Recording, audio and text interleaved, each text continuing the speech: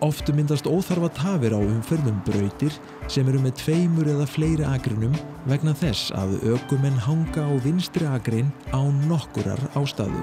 Vinstri akreina á að nota til þess að taka fram úr hægfara umferð sem heldur sig á hægri akrein.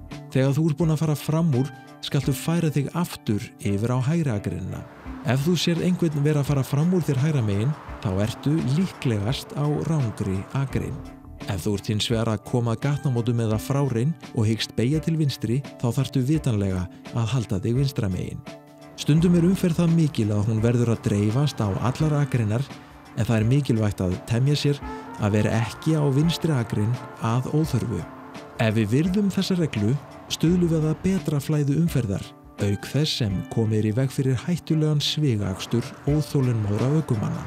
Mundu að það ekki þitt hlutverk að halda aftur að þeim.